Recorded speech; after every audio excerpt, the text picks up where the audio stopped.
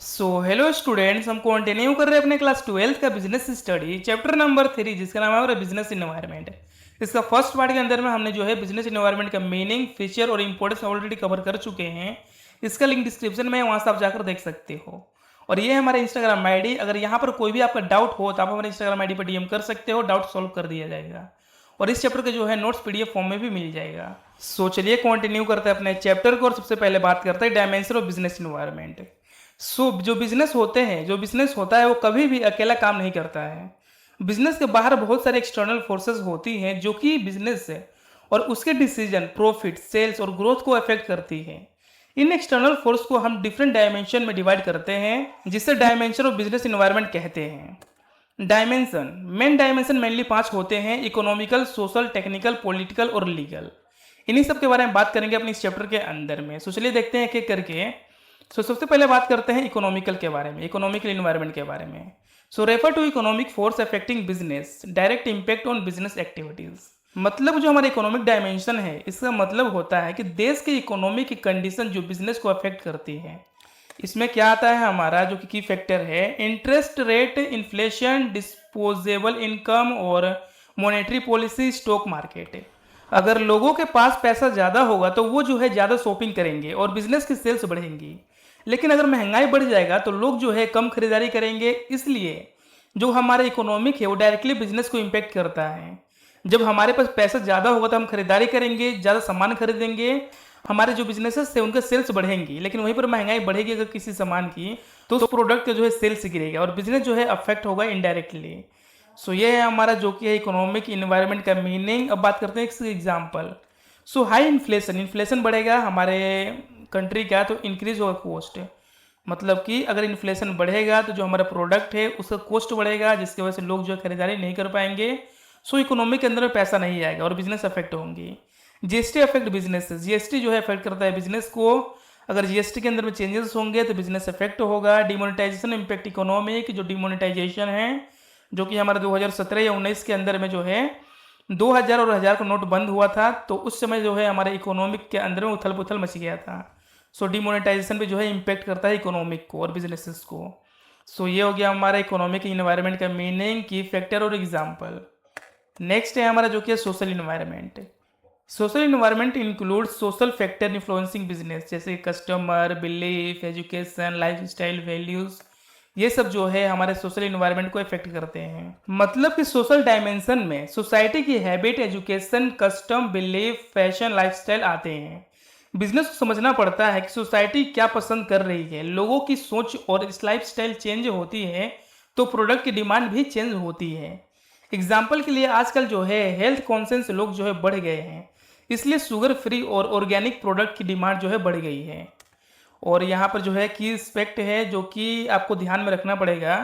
है quality of life, role of human in workforce, population, birth and death rate, customer attitude और tradition and habit. ये सब जो है इम्पेक्ट करते हैं हमारे बिजनेसेस को। ये हो गया हमारा सोशल इन्वायरमेंट। इसका एग्जांपल है हमारा फेस्टिवल लाइक दिवाली, ईद और क्रिसमस। जब हमारे फेस्टिवल्स आते हैं, जब मतलब त्यौहार आते हैं हमारे देश के अंदर में, दिवाली हो गया, ईद हो गया, क्रिसमस हो गया, तो इस टाइम पर जो है हमारे इंडस्ट्री का सेल्स जो है बूस्ट होता है, सेल्स बढ़ते हैं। ये हो गया सोशल। और नेक्स्ट है हमारा जो कि है थर्ड, टेक्नोलॉजिकल इन्वायरमेंट। रेफरेंस मतलब कि refer to scientific improvement and innovation. जो हमारे कंपनी यूज़ करे टेक्नोलॉजी, उसके अंदर में साइंटिफिक इम्प्रूवमेंट और इनोवेशन करे, क्रिएट करे नए वे प्रोडक्शन का, मतलब कि गुड्स एंड सर्विस को बनाने का जो है नए मेथड को खोजे, इंट्रोड्यूस करें नए बिजनेस मेथड और टेक्निक को, और बिजनेस को जो है ट्रैक करे। मतलब जो भी चेंजेस हो रहे हैं इन्वायरमेंट के अंदर में, जो कंपटीशन है उसको देखते हुए हमारे प्रोडक्ट के अंदर में चेंजेस करें और अपने प्रोडक्ट के जो है क्वालिटी को इम्प्रूव करें। ये था हमारा टेक्नोलॉजिकल इन्वायरमेंट का मीनिंग। एग्जाम्पल है हमारा online grocery shop, digital advertising जैसे इंटरनेट और की जैसे internet, smart TV, LED buses, LCD, use of artificial intelligence मतलब एआई। ये सब जो है टेक्नोलॉजिकल इन्वायरमेंट का एग्जाम्पल है और यही था हमारा टेक्नोलॉजिकल इन्वायरमेंट का मीनिंग।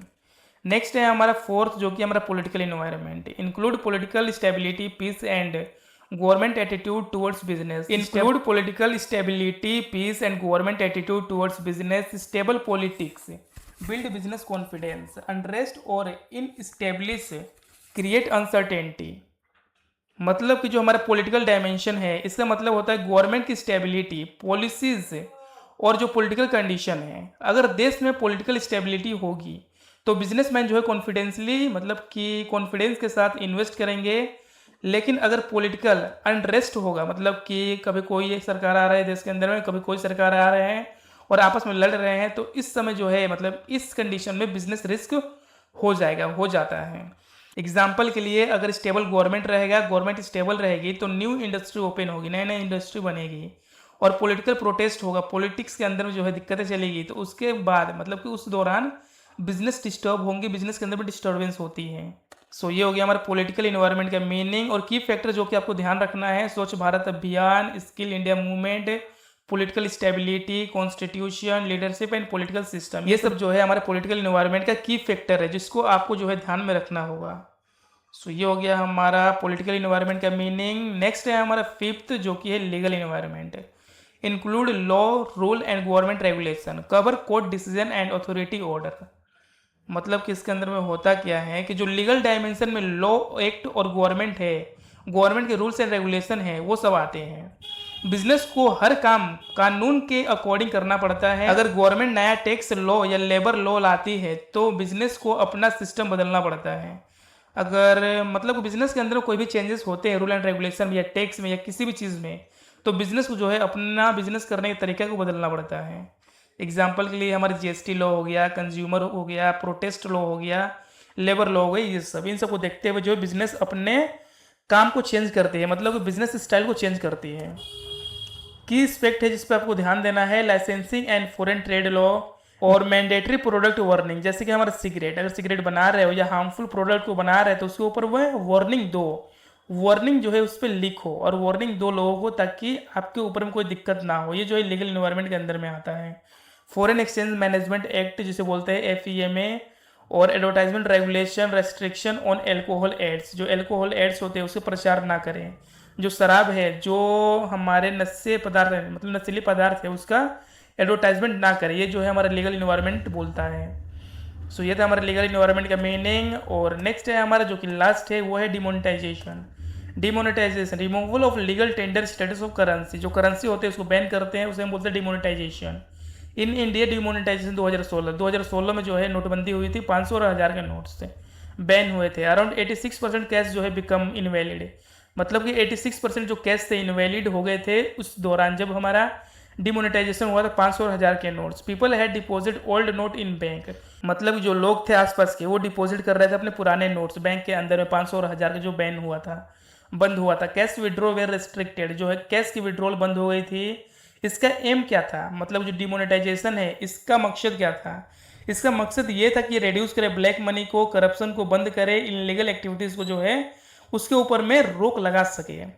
सो ये था हमारा डिमोनेटाइजेशन का मीनिंग। इसका फीचर क्या है हमारा डिमोनेटाइजेशन का? सो पहला है हमारा टैक्स मेजरमेंट।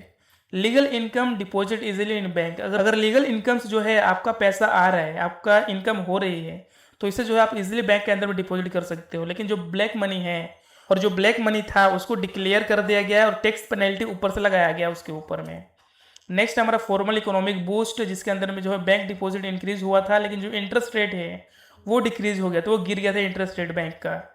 नेक्स्ट है हमारा थर्ड जो कि था less cash economy. Cash use decline हो गया था और डिजिटल पेमेंट का यूज़ कर रहे थे लोग, कार्ड का यूज़ कर रहे थे, पेटीएम, गूगल पे, इन सब का यूज़ कर रहे थे। बेटर टैक्स कंप्लायंस, जो कि हमारे मतलब कि जो डिमोनेटाइजेशन है उसकी वजह से बेटर टैक्स कंप्लायंस आए, टैक्स के अंदर में चेंजेस हुआ, टैक्स कलेक्शन इंक्रीज हुआ।